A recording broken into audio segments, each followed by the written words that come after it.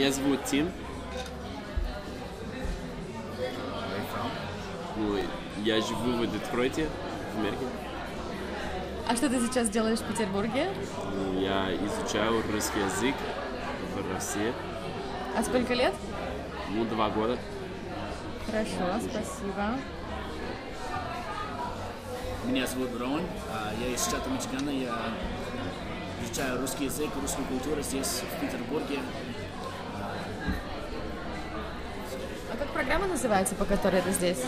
Программа называется CIEE. Мы живем с русской семьей. Окей. Меня зовут Джарлат, очень сложное ирландское имя. И я уже 15 лет изучаю русский язык, что живу в Санкт-Петербурге. Я работаю как координатором программы для американских студентов в Санкт-Петербурге. Программа по-английски называется CIEE, по-русски называется Совет по международным образовательным обменам, СМОО. Отлично, спасибо. Пожалуйста. Меня зовут Брент. Я здесь работаю преподавателем и здесь играю в хоккей, но в прошлом году я тоже учился вот с такой же программой CIEE. А теперь? Теперь просто хоккеист, преподаватель английского.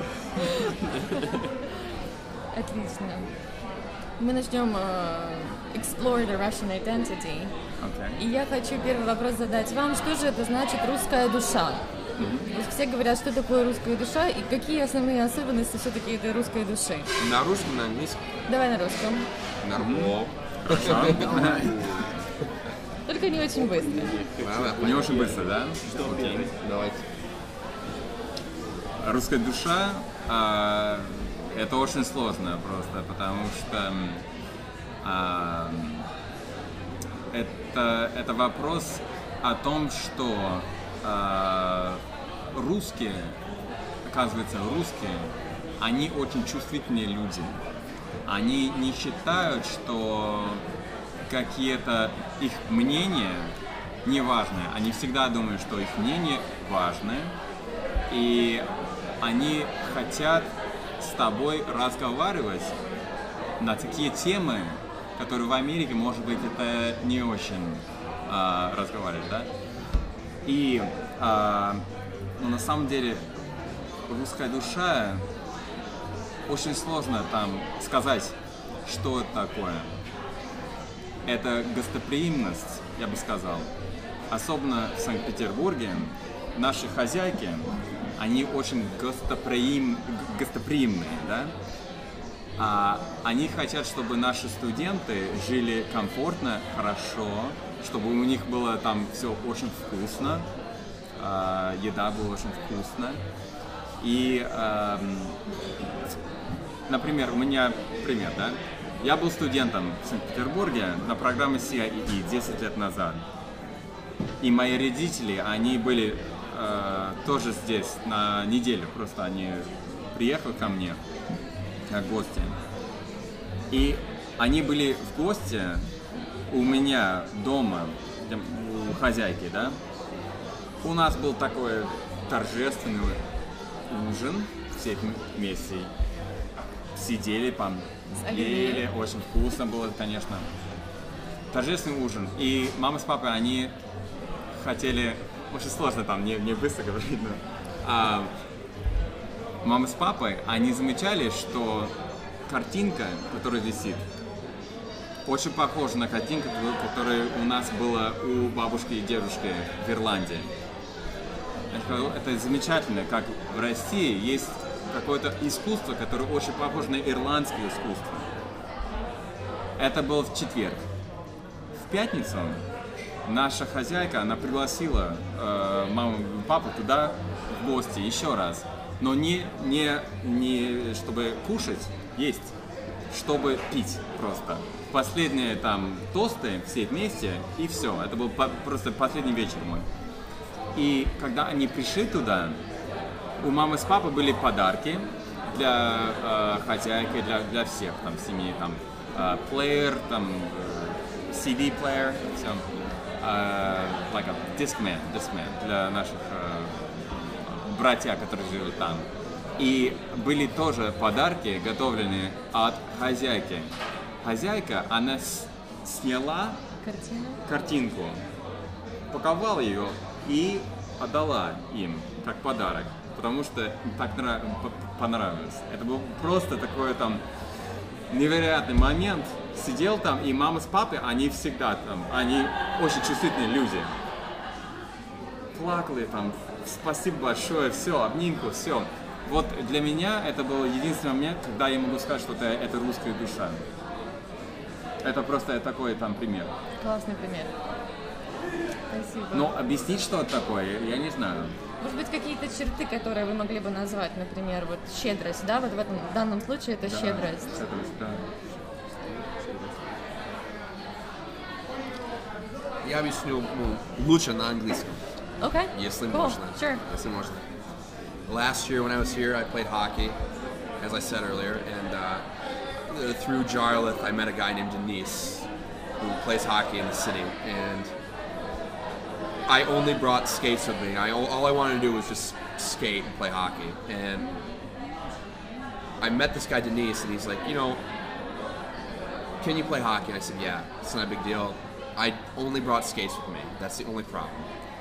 So he goes, it's not a big deal, don't worry about it, come to our practice.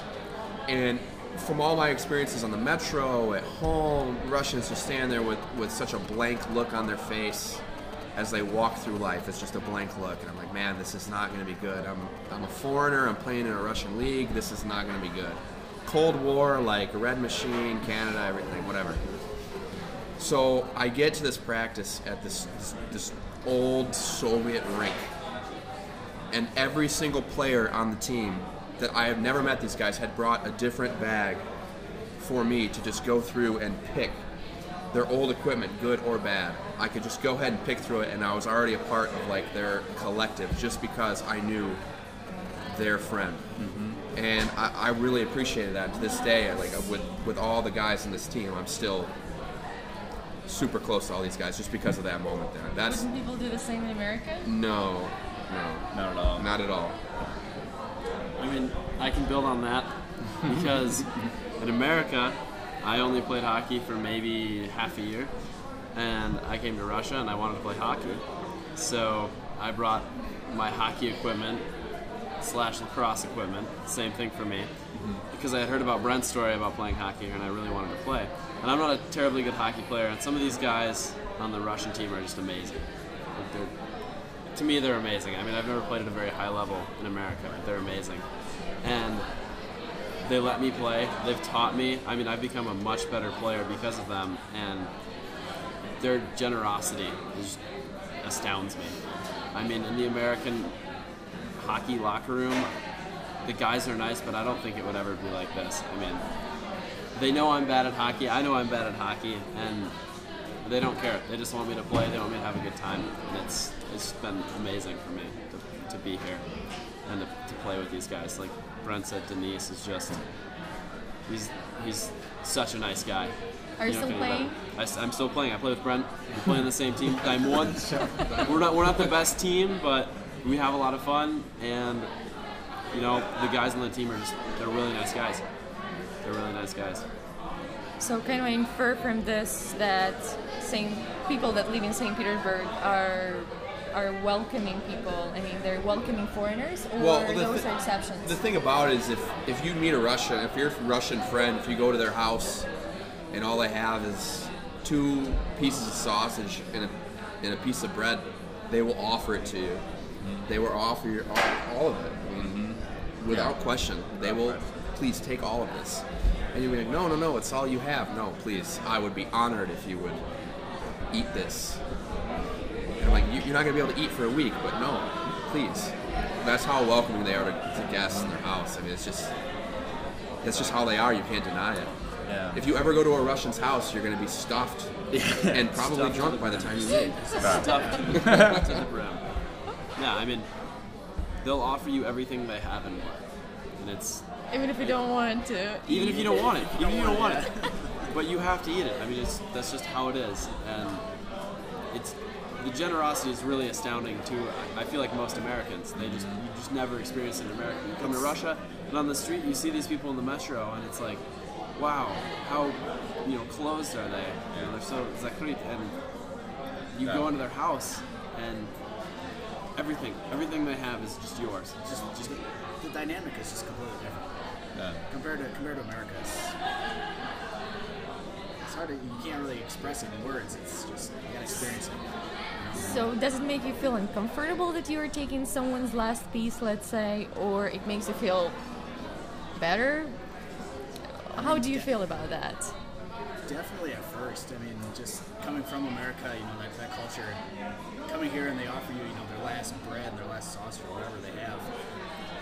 It was definitely awkward at first, but once you understand where they're coming from, you understand, Because you realize that there's, like, if you're taking their last, like, sausage or bread, there's something that you can give to them. You can give back to them. It awakens, I think, a generosity in the American student. Exactly, yeah. It's more about, you understand more about yourself, I guess. Yeah. What can you give to another person so that they can feel comfortable in your home? I mean, my host mom may not be her last piece of bread or her last sausage, right. But you have so much more in America, at least in my opinion, than most people do here, and you really understand that when you come here, and then you understand the generosity because these people don't have as much as you, yet they're willing to give so much more, and it's once you realize that, it's kind of weird at first. You're like, do I accept this? What do I do? You realize you accept it graciously, you're thankful for it, and it's just such an amazingly generous thing. Like, for example, like last year my birthday, like, back home in America, you expect birthday presents to be amazing. Like, this is what I want. You write your little list or whatever. Mm-hmm. Like, parents buy me this. Right. Last year, my host mom bought me a coffee mug. Like, back home, you're like, what a shitty gift. But here, it's just like, you're like, you actually thought that I could have my own mug to drink tea, coffee, whatever. What a great gift. Like, you didn't have to spend your money on me. You did. I appreciate that. The generosity is unreal.